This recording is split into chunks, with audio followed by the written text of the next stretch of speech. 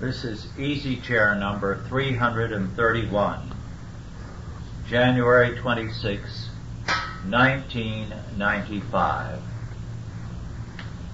This evening, Andrew Sandlin, Douglas Murray, Mark Rushdoony, John Upton, and myself will discuss in this first hour Whither Conservatism, the future of conservatism. Now, before going into the subject, I think it is necessary to define the term, because in different countries in the English-speaking world, the word has a different meaning. We are heard in several countries, and therefore such an explanation is necessary. Words very often change their meaning. I've often pointed out that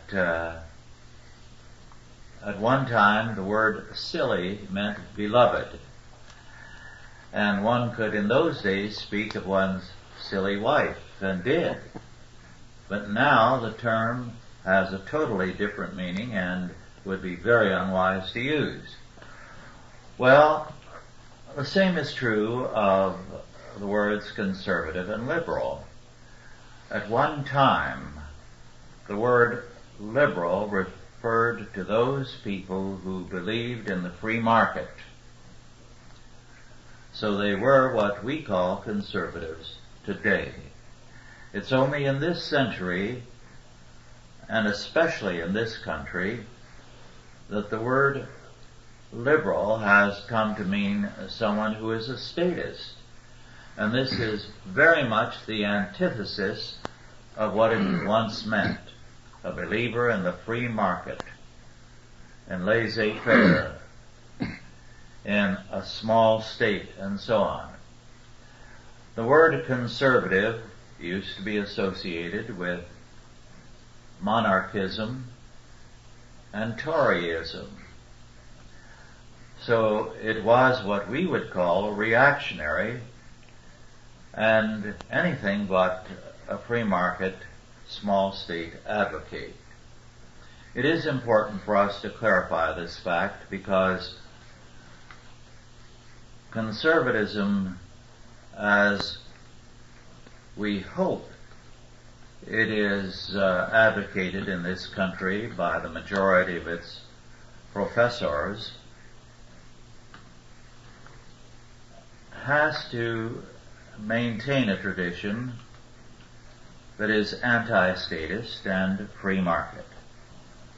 Now, our concern in this hour, whither conservatism, what is the future of conservatism, what is going to happen in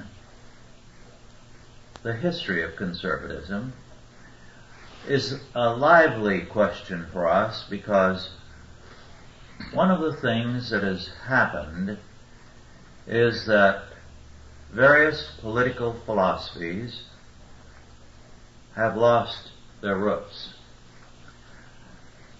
And while we would have to say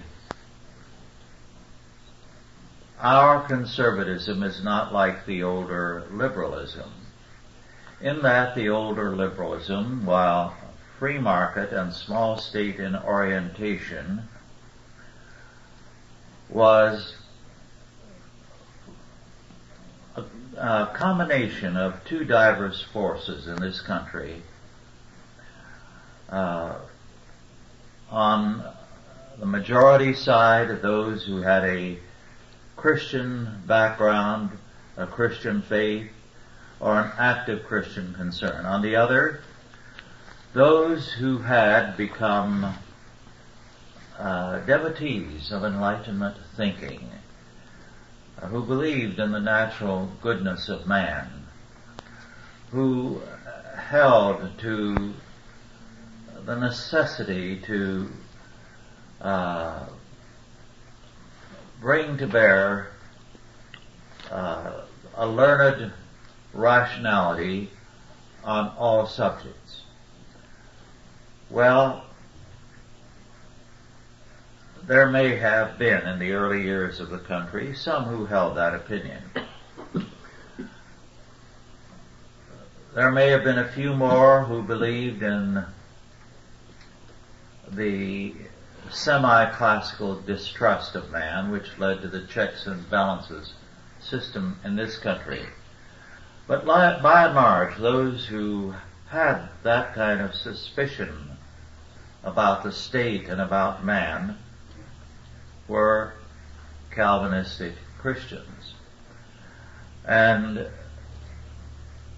the retreat of this type of conservatism began with the decline of Calvinism in the first quarter of the last century.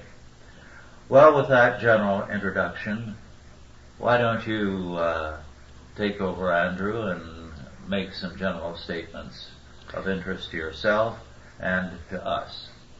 I was thinking maybe we should discuss what most historians consider to be the founder of modern conservatism, Edmund Burke, a British philosopher who wrote Reflections on the Revolution in France. He set forth several marks of what we today would call liberalism, and maybe we can discuss them. The first is a distrust of tradition. Burke was a very strong traditionalist.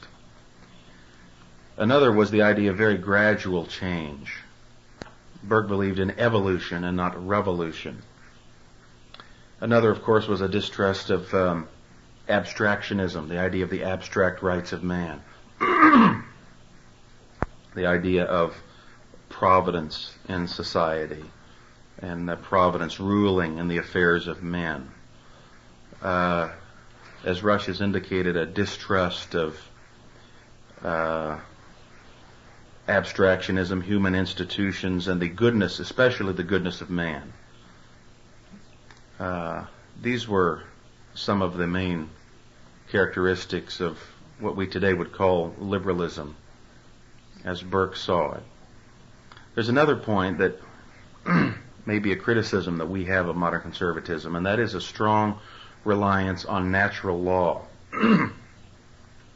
Many modern conservatives and much of the conservative movement is largely Roman Catholic, and while there certainly are a number of favorable points in the Roman Church, one thing that we Protestants strongly disagree with, we biblical Protestants, especially Calvinists, strongly disagree with, is the strong Thomistic reliance on natural law.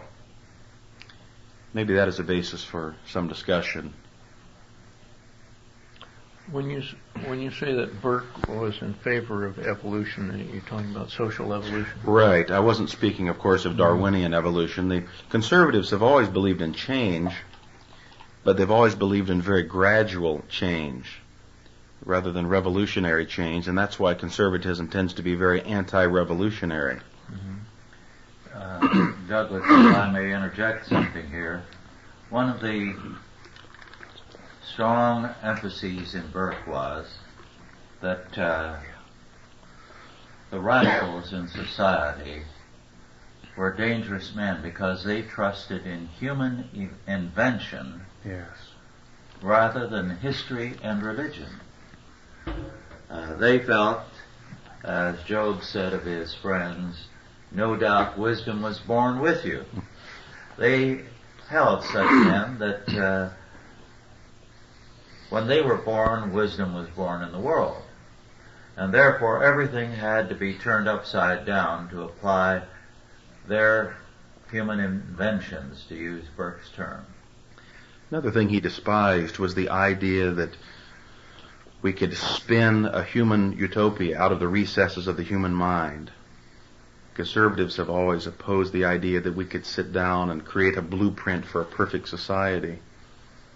And on some of these points, we biblical Protestants would agree, I would say, for the most part, to Rush. There are points we'll mention on perhaps in a few minutes on which there is some clear disagreement, but we too do not believe in revolution.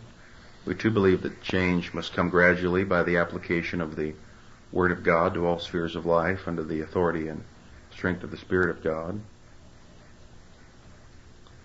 I just wonder today if Generation X will know about Edmund Burke anywhere in their education. Unfortunately not, probably. I suspect that there'll be PhDs. People get their doctorates from universities from Generation X who will never hear about them. They'll rely on the popular press to tell them what conservatism is. Today, we're seeing conservatism applied to the old statists in Russia who want to preserve the communist system in the popular press. Currently, within the past week or so, the term has been applied to the Democrats who want to preserve the old order in Congress because they don't want to lose their perks and privileges. So it's going to be very difficult for the average person growing up today, unless they study Edmund Burke or go back a ways, to even know what conservatism is all about, because conservatives have been demonized in the press simply being opposed to change. Douglas, you don't have to go to Generation X for people not to hear Edmund Burke. I thought Edmund Burke was the guy that played Ironsides on television.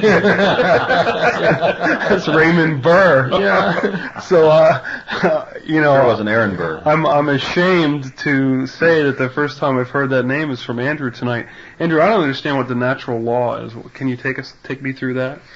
Well, it's largely an old Greek idea, probably older than that, but especially that men can discover what they consider to be the laws of God or the laws of some sort of higher power by looking at nature, man including nature. That is, without any recourse to special revelation, man can come to a knowledge of what is right and wrong. Yes, I think it's important to state, too, that the idea has changed over the centuries. In the medieval era, while the term natural law was a bit vague, it basically meant God's law over nature, and it included biblical law. Yes. And you can find such usages very frequently in the Middle Ages. With the Enlightenment, it came to mean a law inherent in nature. Well, that to us is anathema because nature is fallen. It cannot be normative, and if you believe nature is normative, then you have to go down the line with someone like the Marquis de Sade. The Marquis de Sade said rape, incest, murder, all these things were the law of nature. And it was Christianity that was not the law of nature, but against nature. And he was right. Mm-hmm. Because it is a fallen world, and we are sinners, and we do need to have something in the way of a supernatural power to counteract a fallen world. You know, I want to mention the relevance of this problem of natural law. Everybody participating in this easy chair is what most people would consider pro-life. That is, we're opposed to elective abortion, aborticide, that sort of thing. A number of natural law advocates are also. They tend to believe in what they consider to be the infinite value of human life. Now, the oddity here is some of those same people consider us inconsistent because we support capital punishment. Because we obviously do not believe in the infinite value or sacredness of human life, or we wouldn't support capital punishment. That's why we have to support biblical law and not natural law. Yes. If you don't support biblical law, you ultimately wind up with the Marquis de Sade. Anything that happens in nature is valid. Now that's what Kinsey and the Kinsey Report held. He held it was entirely natural and therefore good to molest children. And the trouble was with those who felt it was wrong. It was natural. Well, doing what comes naturally is to say doing what comes out of sin. Mark, did you want to interject something? Well, we often hear it said how liberals think they know what's best for everyone. And in effect, what that comes from is the original sin was to be as God, that man could make his own morality, man could decide, and that's what man tends to want to do. And I often have to remind myself that is man's original sin. Man wants to play God. And when you give man a position of power, when we talk about conservatism versus liberalism, we're often talking about affairs of state and how man exercises authority and power and influence over others.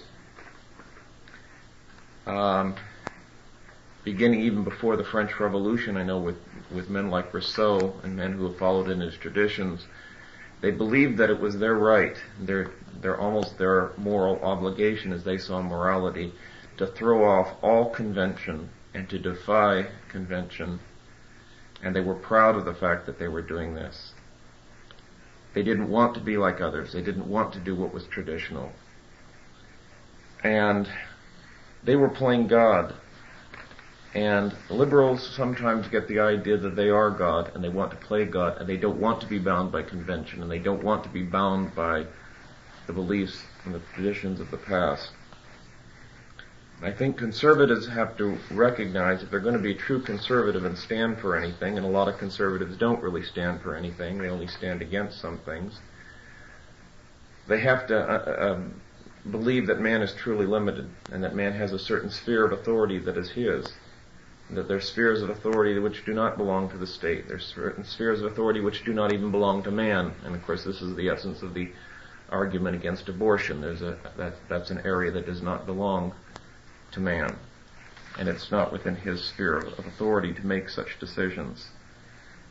But if we recognize that there's an area in which man can act, there's an area in which the family can act, there's an area in which the church can act, there's an area in which the state can act, it limits man's authority over other men, and it limits the extent to which they can limit other men's freedom.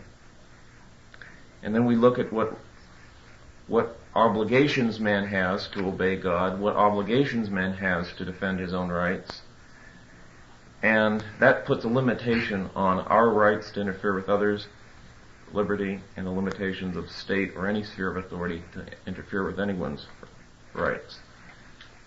And there's a moral context in which we have to understand this conservatism, and if it doesn't have a moral context like that, then it's usually just a conservatism which is opposing some particular issue, and that's a problem that's going to be appearing, I think, amongst the new conservative Congress. Some of them are Christian. Some of them have a real philosophy of conservatism. Some of them are just another side of a political coin that is just as ugly as the liberals. They just want the power, and they want what they want. To back up your statement, Mark, the other night there was a State of the Union address, and the first sentence that the President said was, "in this sanctuary of democracy." He called it a sanctuary. Mm-hmm. And then later, Andrew, did he say it was a holy thing or a sacred? The sacred hall. Sacred hall. So they're starting to make slips of what they feel inside. They're starting to let it slip out. And you're right. These men are the priests, and they serve in the sanctuary. Mm-hmm. And it's very interesting that they're starting to acknowledge that. And I was stunned when I heard that. Mark brought up an interesting idea, and that is the whole concept of rights. We need to recognize that while that's bandied about quite a bit today, that's a fairly recent origin. It's largely an Enlightenment idea of human rights.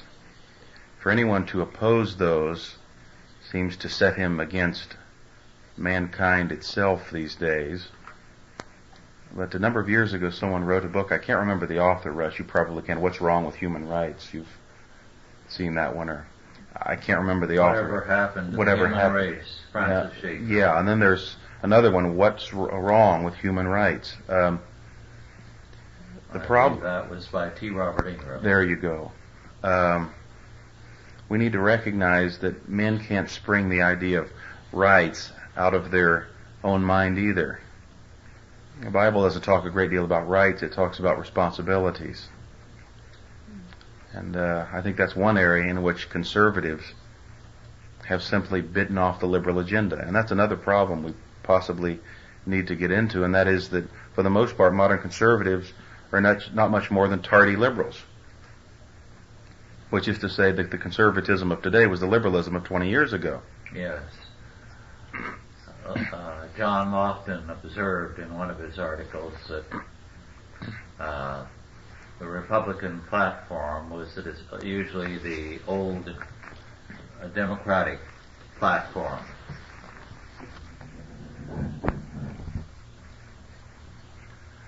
Well, I think that if you were to ask the men in Congress what they believed, you'd have quite a variety of answers. What has happened in our country today is that we have a smorgasbord approach to ideas. And people, left and right, will have such a diverse collection of ideas unrelated one to another. It may sound good, so they'll pick it up.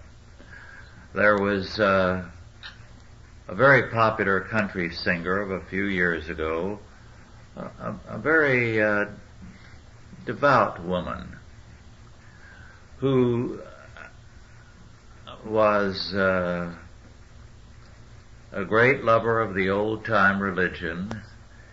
She sang at some revival meetings, and she claimed to believe the Bible from cover to cover. But she believed in a number of non-biblical things, such as reincarnation. Now, I'm afraid she was very American in that, because what we have seen, and I'm afraid it's taking place all over the world, the Western world, having abandoned a systematic theology, a systematic Christian faith. They're picking at ideas here and there that seem attractive to them. So you have a smorgasbord approach.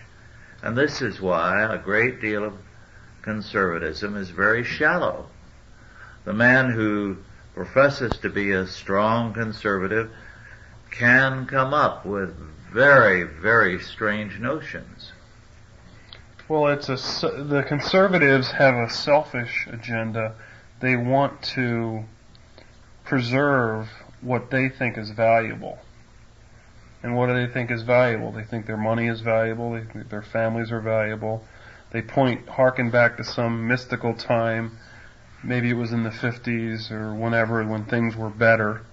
And it is a smorgasbord. They haven't internalized their faith like the liberals have. The liberals have an internalized drive. It is a part of their soul, and they're not going to quit until they die or until they win.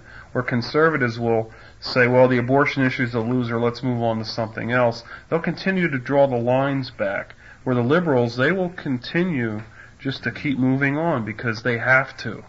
It's their faith. John, that is a crucial point. Only comprehensive worldviews can defeat other comprehensive worldviews.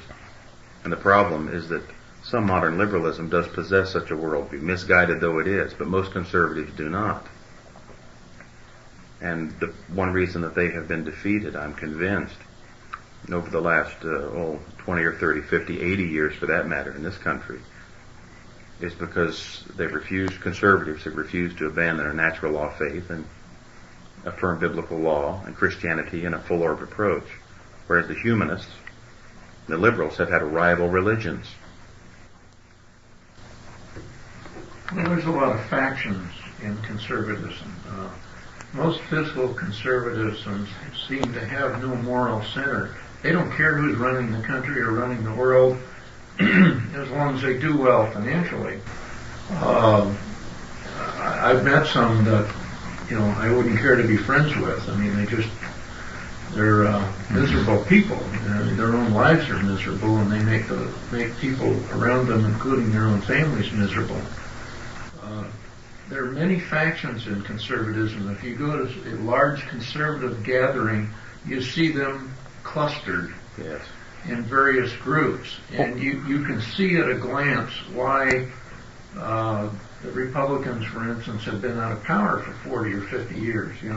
They can't get it together. There is no center that holds them all together. Well, what are they, Douglas? Is it like the hard money crowd, Exactly. no tax crowd? What are the different factions within the conservative movement? Well, it's wealth at any price. It's wealth by whatever means.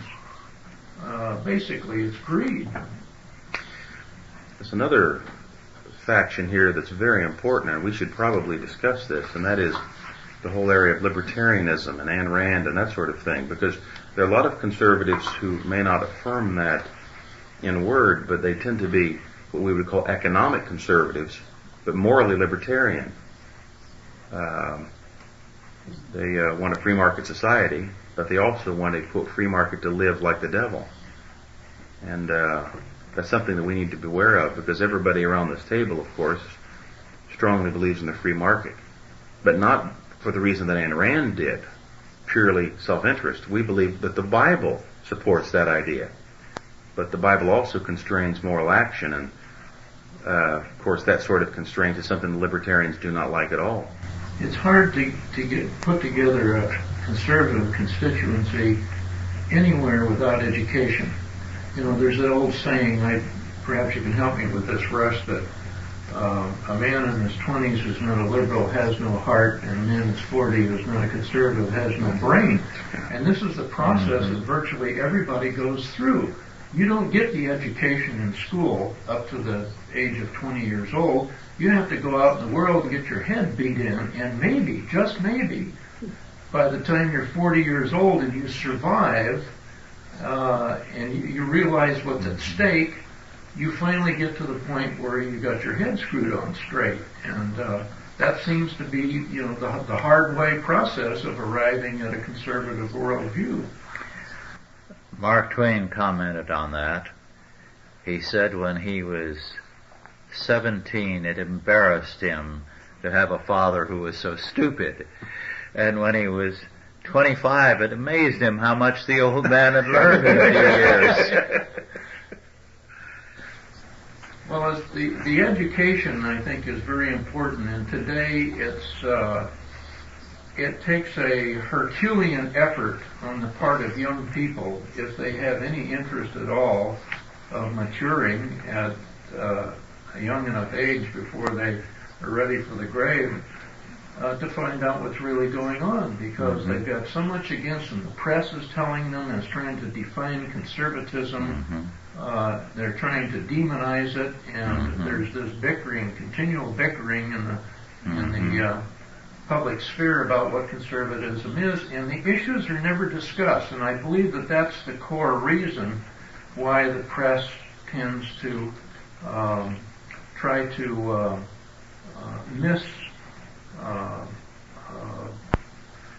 diagnose what conservatism is about, is they really want to obscure the core issues of what conservatism is all about.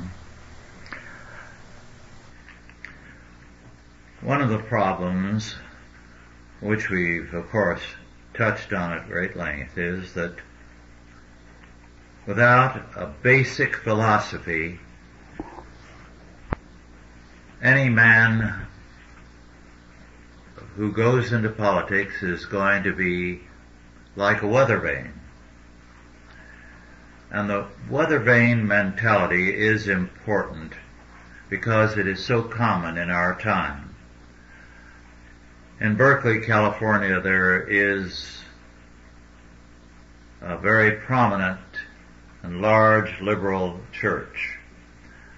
In my student days, it had, instead of a cross, a weather vane. And the associate pastor justified its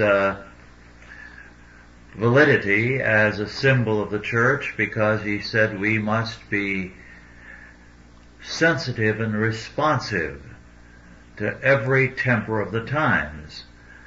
And I said, but then you are being determined by the times rather than the Word of God. And he said, well, that's an interesting thought. Well, I'm afraid that mentality dominates the American scene in every sphere, in church and state and in life at large. We have a weather vane mentality. And as a result, the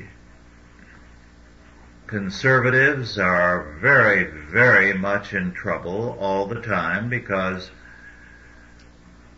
their sole goal seems to be to gain office. And when they gain office, their ideals somehow get lost. So this problem, I think, points back to the churches. When you have churches that are proud of having a weather vane as their symbol, how can we expect the politicians to be any different? Rosh, I may not be qualified to make this point, but I'm going to try. The conservatives today remind me of the Pharisees of our Savior's time, because they were trying to recapture something that some glorious days of old. And the liberals sometimes remind me of the Samaritans, because it's the liberals that have taken away serving your neighbor. In the circles that I travel in, I'm always mistaken for a liberal, because people can't understand. They just say, well, you know, that they assume I'm a liberal, and so Mr. Gingrich deserved ridicule when he started talking about orphanages. And the best articulation of what a good orphanage is something that he watched in a Bing Crosby movie, because the conservatives have no claim to any type of work like that. Social work is always, or almost always, stereotyped as a liberal concern, and that's the failure of conservatism, I believe. It really goes back to the old idea of the social gospel. Anytime, well, I've heard Rush criticized. People have said to me, well, Rushdoony believes in the old liberal social gospel. I said, you don't even know what you're talking about. This is generational amnesia. Yeah. Every Yes. generation has to relearn this, but it's not being taught. That's the reason Gingrich doesn't know about orphanages. He never lived in one. No, wasn't brought up in one, and probably doesn't know anybody who does. So he's got his education from Hollywood. And that's, essentially that's all people know. Anything about charity work is from reading about what Mother Teresa does or watching old Bing Crosby movies. Yeah. How else are they going to learn? Another point we have to make. I was quite pleasantly surprised when in reading Volume 2 of the Institutes to see Rush's comment that we need to be biblically progressive. That is not a conservative idea. Rush's point, and it was certainly a brilliant one, is that everything else must change precisely because the Bible is absolutely infallible and unchanging. So whereas the conservatives want to sort of conserve a tradition, we have to constantly be reconstructing things in terms of the Word of God. So for that reason, we can't be conservatives in the most proper sense. We have to be progressive in the biblical sense. Well, speaking of the churches then, there's no reason why we should expect a great deal of consistency out of conservatism, because so much of Christianity has the same basic premises as liberalism. It's man-centered. It's without biblical law. So when the churches see a politician talking about human needs and helping people and being merciful towards the poor and the needy and so forth, and how they're going to solve that problem. They say, well, that sounds like a very spiritual and a godly thing to do, because their religion has no basis. It's entirely man-centered. And so conservatism doesn't have a core belief that we can focus on. That's right. The churches tend to be so humanistic, they're feeding people into liberalism. Yeah, and they tend to be conservative in creed and confession, but liberal in approach. That's Very what much you're so. really saying. And even what we would call evangelical or fundamentalist churches, because they're antinomianism, we know that there's gross immorality at times in these churches. And what do? Very often they're very disappointed to find it, but when somebody says, I've asked God to forgive me, because they have no basis in biblical law, all's forgiven, let's forget about it. And so how can they demand anything out of politicians? How can they demand consistency out of politicians when their own leadership in the church sometimes has great moral failings that they're willing to overlook? Well, you saw this in its ripeness or vileness in Janet Reno, who asked for forgiveness for killing all those people in Waco, Texas. And silly as we are, we figured that we'd be priests and hear her and forgive her. I'm glad that the survivors, I heard yesterday, the survivors are of the family are suing them for how many millions of dollars? Number, I can't remember exactly. But it was a high number, and I hope that they prevail, because it was a terrible thing. But as long as this silly type of theology Mark was talking about prevails, we're not going to be able to say, wait a second, that was, you murdered those people. I think the lack of principles is shown that we keep hearing in every election that people vote with their pocketbook. And I think that's true, because voting with your pocketbook, what you perceive as your financial best interest, is an entirely self-centered mode. Most of the so-called conservative vote, I don't think, is really based upon any principles. It's based upon what they conceive to be common sense, that the government's going a little too far, that maybe Clinton's a little outrageous, maybe they're sick of Rostenkowski and corruption, but they don't have any firm principles, and so they have trouble expecting this of their politicians, or even seeing something in a politician or a candidate that they really admire.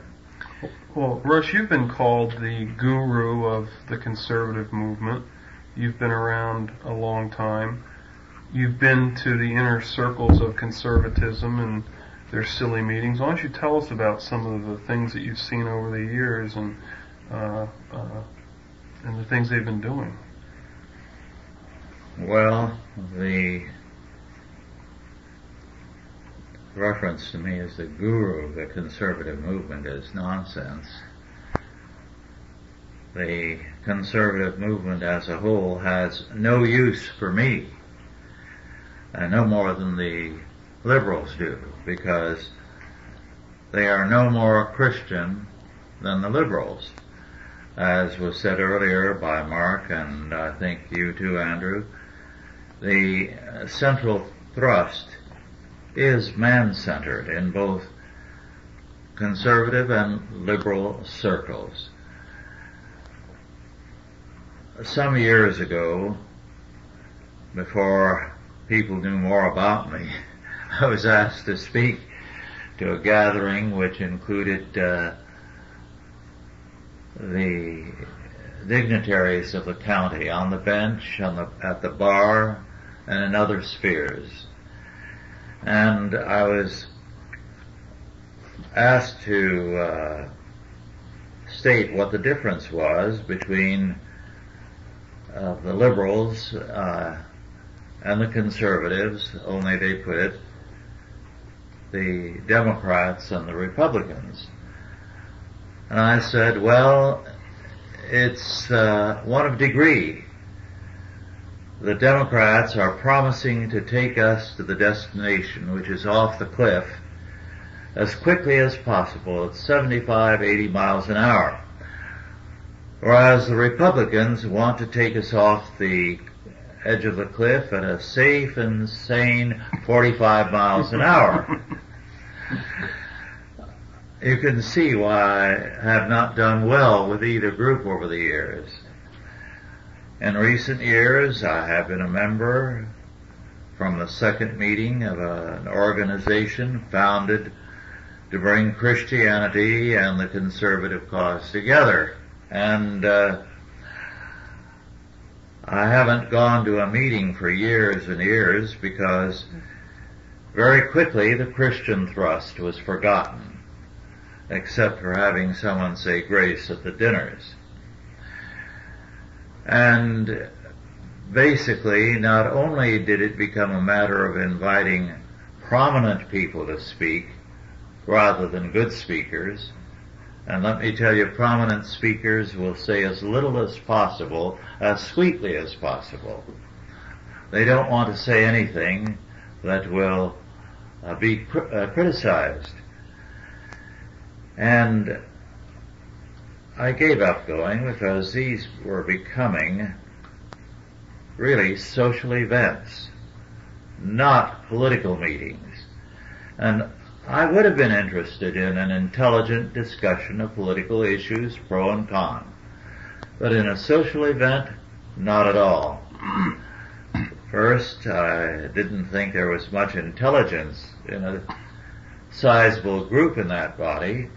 And second, I was not interested in a social event where all the women could demonstrate their expensive gowns and their remarkable hairdos. And I'm ashamed to say that the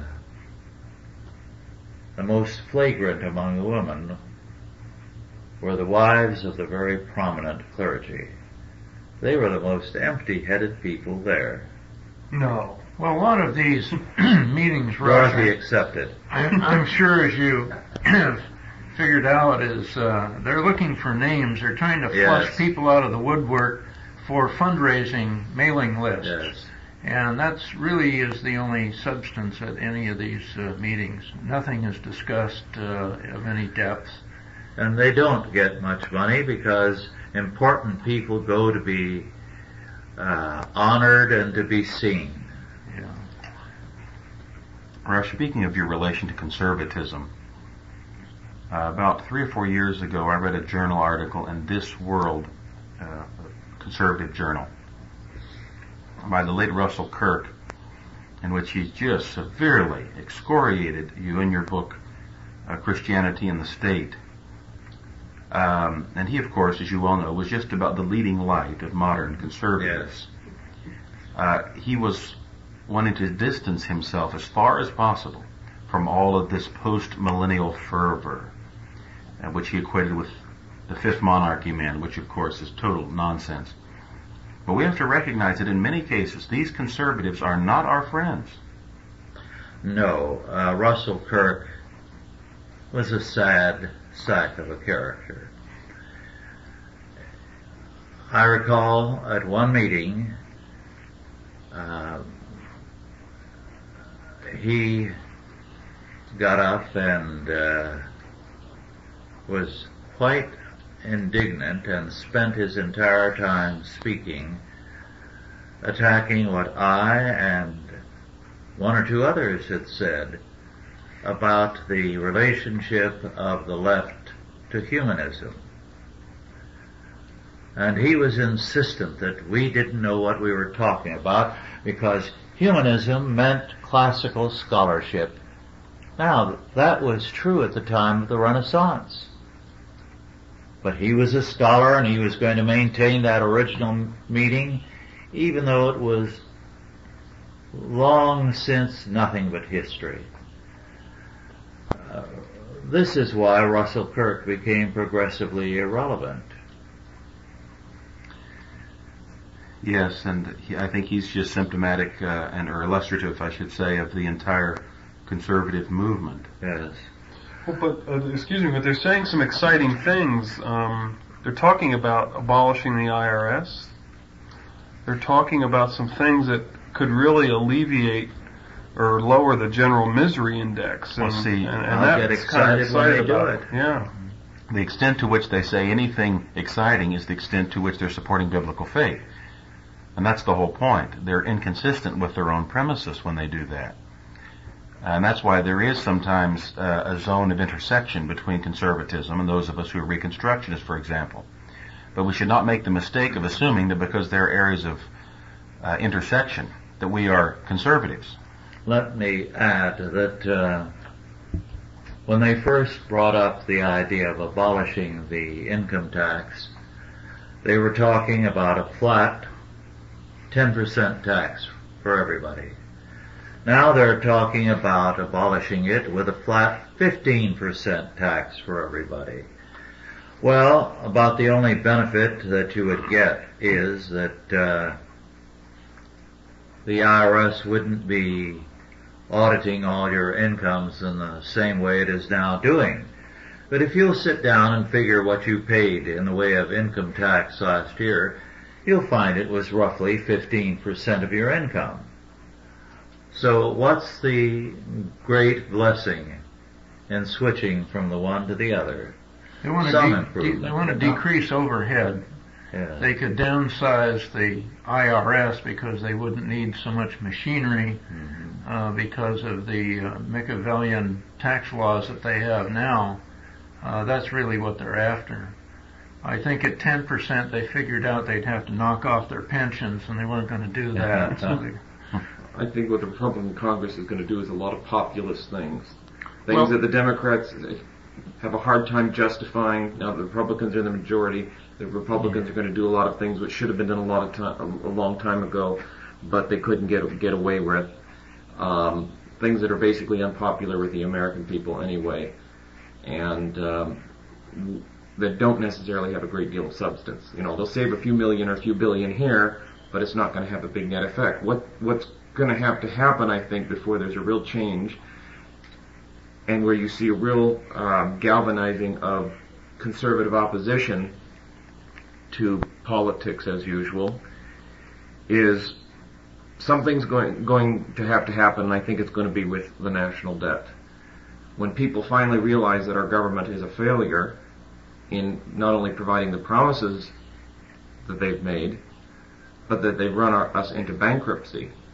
When that realization comes, and that our government cannot deal with the economic crisis that looms on the horizon, you're going to have some kind of real opposition. And whether that comes from within the Republican Party or there's some other catastrophe, because there's going to be a failure there, and they're going to have to start with something better than the old politics as usual. If they don't come up and reform the government, then the government's going to try to institute controls and regulate us totally and say that's how we're going to get out of it. But I don't think the American people are going to stand for that. And if they do try that, I think then there's going to be a real opposition that's going to say something drastic has to change. Because as it stands now, American people want the promises. They just want them without any more tax increases. Without pain. One of the things that I think marks the current political scene is that a high percentage of those who are conservative are opportunists. They're going with their district or their state and the voters. This does not mean all are. Congressman Richard Pombo down the hill from us, and Bill Baker in my brother's neighborhood, and certainly on the non-office holding level, Howard Phillips. There are principled men. There are men who are insisting there has to be a consistent position. And I do feel this is a great encouragement. Not too many years ago, we didn't have many men like that. And John knows, as do I, that we heard during the Christmas vacation a congressman with whom we had dinner say there were about 100 third-rail men in Congress. younger men like himself, or new. And third rail men, the third rail refers to the electric rail in subways. If you touch it, you're dead. And by third rail men, they mean men who are ready to stake their political future on being uncompromising. Well, that's what it's going to take. I mean, they used to call that statesmanship. That's right. Where when a guy went in there, he didn't expect to be in there for more than one term because he knew what he was going to do wasn't going to be popular. And it's going to take a higher percentage of those in the Congress in order to turn the ship of state. Because right now the majority of them are weather vanes. The perks are so good, the retirement is so good that they immediately become corrupted by all that gingerbread. Yes. And the third rail men get flack from their own districts because they're supposed to get rid of socialism everywhere in the country and pork barrel politics everywhere else but their own district. They want it there. Well, I think the reality is that right now, during this first 100 days, there's a lot of showboating and a lot of posturing. I heard one young woman, Republican, was gushing because her ideas were being expressed as part of some of the ideas that were being promoted.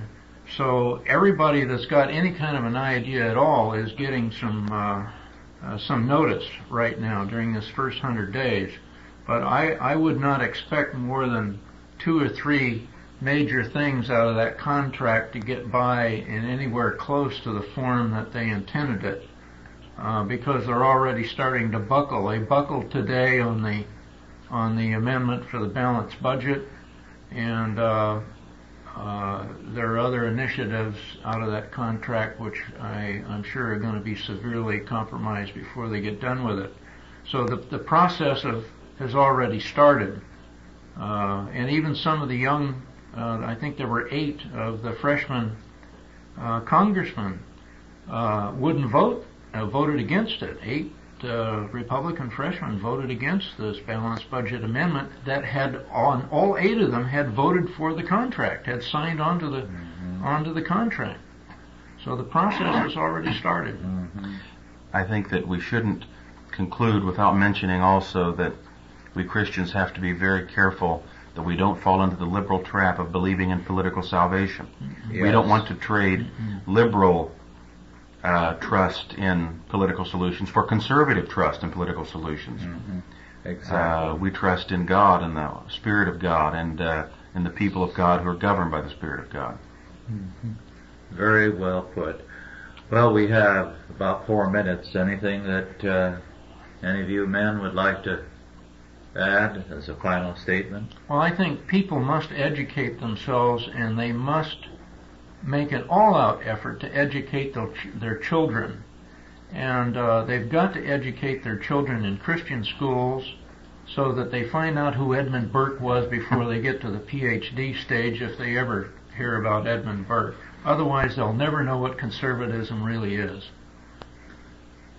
Mark, was there anything you'd like to say? No, I'm done. Mark, what color hair did Edmund Burke have? Gray. Thank you.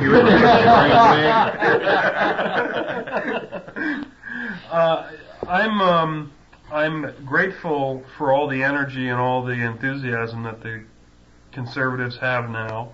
I hope they will alleviate the general misery index. Talk about giving more strength to the states and local governments is a positive thing, and if more people got involved, if the power moved out of Washington, it could bode well for us. And it will only be done one step at a time. So if they will make those initial steps, we have something to be grateful for. Well, thank you all for listening, and God bless you. That was a good